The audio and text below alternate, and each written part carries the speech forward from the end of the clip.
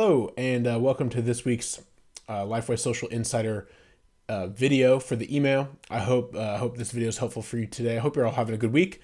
Today is Good Friday, so perhaps you have the day off, perhaps you don't. I'm not sure. We've got the day off at Lifeway to observe the death of Christ. So I hope, whether you have the opportunity to do it throughout the day today, or you just get some time with your family tonight, you have the opportunity to stop, pause, and observe the death of Christ today. Today, though, I'm gonna look back at the blog post I wrote earlier this week and kind of walk through it in video form in case you don't like reading it, or maybe you missed it, which is completely understandable.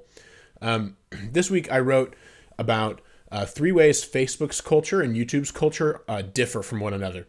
So recently, a couple weeks ago, maybe last Monday, not this Monday, but the Monday before, I sent out the Lifeway Social Strategy Guide for the month of March, which was about simple steps to start creating more video content online, which I know I've been advising everyone to do, and I know a lot of you have been. And so I just created the strategy guide, which if you're a Lifeway Social Insider, you received.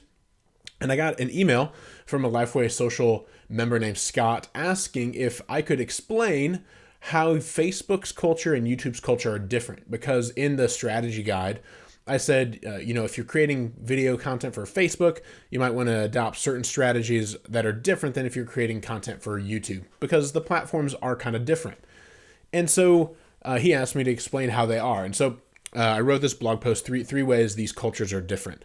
I'll explain each of these 3 in a little bit of depth, and hopefully it doesn't get too into the weeds for you. So number 1, the creators are different. So really, how are Facebook and YouTube different? Well, they just are. That's the first thing I think of, is like they're just different. If you understand them, you can kind of see it, and it's hard to put into words, but I try to in this blog post and here in this video. The creators are different. So on Facebook, obviously you have people who are kind of getting famous by creating content on Facebook. A lot of times their methods are kind of, sketch or whatever, but you have Chewbacca Mom. She was a creator on Facebook, right? She got famous by creating content on Facebook. But I hesitate to call Facebook users creators, even because they're not in the same way YouTube creators are creators, at least in my mind.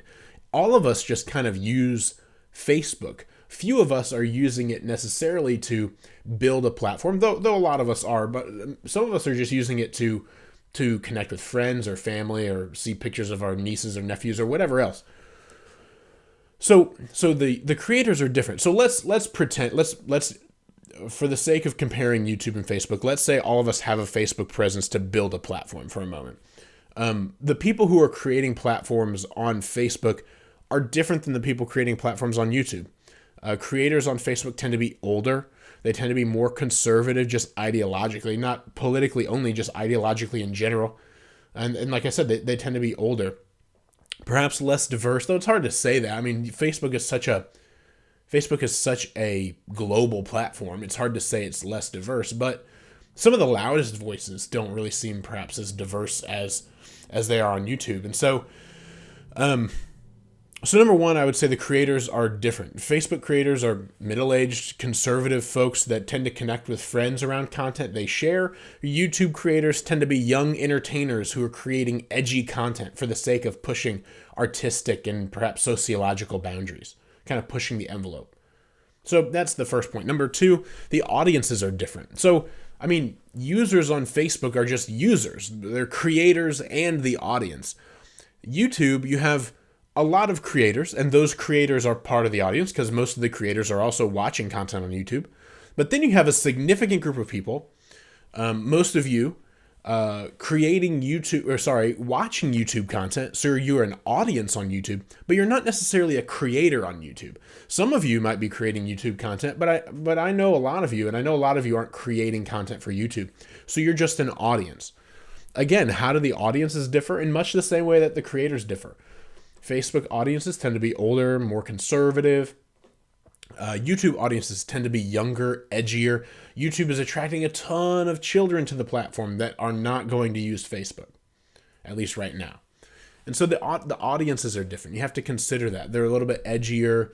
YouTube content tends to be able to be more crass. It's less social and more performance driven. And then third, and we kind of got into that there in the last point, the expectations are different. So on Facebook, and I hesitate to say this because it's changing a little bit, but the expectations are a little bit more lax than on YouTube when it comes to quality of video content.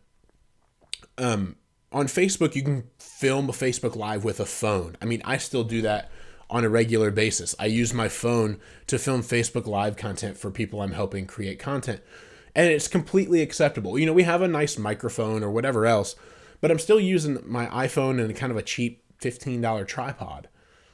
On YouTube, you can't really pass for that as well. I mean, if you're trying to build a big presence on YouTube, it usually requires a nicer camera, perhaps a nice lighting setup and a nice microphone, etc. The production value, the production expectation is a little bit higher on YouTube than Facebook. Why? Because YouTube is such a video-driven platform. I mean, that's literally what it's built around. Is, you know, obviously there's a huge music presence, but it's obviously a video-driven platform, so their quality of video expectations are just going to be a little bit higher. Facebook, because video is just a feature of the platform and people are doing video, like Chewbacca mom was recording herself on her phone in her car, right? I mean, like it was like she just left Kohl's or whatever and was filming herself in her car. You don't need a hyper-produced video to do well on Facebook. Some people even say if you want your video to do really well and perhaps go viral or whatever, don't let it be super produced because that can make it look like a commercial or too overdone or not natural enough for Facebook. So those are three basic ways Facebook and YouTube culture are different. I should say those are gross generalizations and perhaps inaccurate to some degree, and that's what happens when you make generalizations about these things, but I can't caveat this whole thing. We'd be here for 30 minutes. So those are some general observations from my experience about how Facebook and YouTube content and expectations and audiences, creators are different. I'd be interested to hear what you think. You can comment this video. You can respond to the email that I sent. You know, whatever else. If you have your own thoughts, you can comment on the blog post, which is will be linked in the YouTube description. But yeah. So let me know your thoughts, and if you have questions, things you want me to blog about, things you want other people at Lifeway Social to blog about, things you want a video about, please don't hesitate to send that to me because I can create content all day. I mean, I love doing it, but I want to be creating content that's most helpful for you. So please do not hesitate to send me questions on Twitter, email, whatever else. And I hope you have a great rest of your Friday and a great weekend.